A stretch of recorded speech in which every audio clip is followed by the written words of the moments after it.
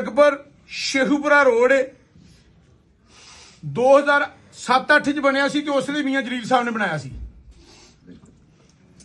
ਜੇ 7-8 ਚ Lahore ਸ਼ਰਕਪੁਰ GT road ਬਣਿਆ ਸੀ, ਡਬਲ ਰੋਡ ਬਣਿਆ ਸੀ, ਉਸ ਲਈ ਵੀ ਮੀਆਂ ਜਲੀਲ ਨੇ ਬਣਾਇਆ ਸੀ। ਅਗਰ ਅੱਜ ਵੀ ਸ਼ੁਰੂ ਹੈ ਰੋਡ, ਅੱਜ ਵੀ ਮੀਆਂ ਜਲੀਲ ਸਾਹਿਬ ਦੀ ਵਜ੍ਹਾ ਤੋਂ ਸ਼ੁਰੂ ਹੈ।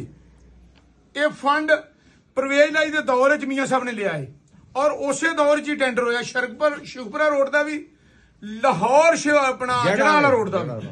ਤੇ ਇਸ ਕਰਕੇ ਮੈਂ ਕਹਿਣ ਕਿ ਕੁਝ ਲੋਕ ਸਾਡੇ ਦੋਸਤ ਨਿਦਾਨ ਦੂਸਰੇ ਪਾਸੇ ਸਟੇਜ ਦਾ ਮੈਕ ਤੇ ਪਕੜ ਲੈਂਦੇ ਨੇ, ਲੇਕਿਨ ਉਹਨਾਂ ਨੂੰ ਪਤਾ ਕਿਸੇ ਚੀਜ਼ ਦਾ ਨਹੀਂ ਹੁੰਦਾ। ਉਹ ਕਹਿੰਦੇ ਨੇ ਜੀ ਅਸੀਂ ਸ਼ਰਕਪੁਰ ਦੇ ਅੰਦਰ ਜਾਲ ਵਿਛਾ ਦਿੱਤੇ ਨੇ। ਸ਼ਾਇਦ ਮੈਕ ਦੇ ਉੱਤੇ ਇਹ ਕਹਿਣ ਲਈ ਕੋਈ ਉਹਨਾਂ ਕੋਲ ਮਨਸੂਬਾ ਨਹੀਂ ਹੁੰਦਾ ਜਿਹੜਾ ਮੈਕ ਦੇ ਉੱਤੇ ਖੜੇ ਹੋ ਕੇ ਦੱਸ ਦੇਣ ਕਿ ਇਹ ਮਨਸੂਬਾ ਅਸੀਂ ਸ਼ੁਰੂ ਕਰਵਾਇਆ ਹੈ।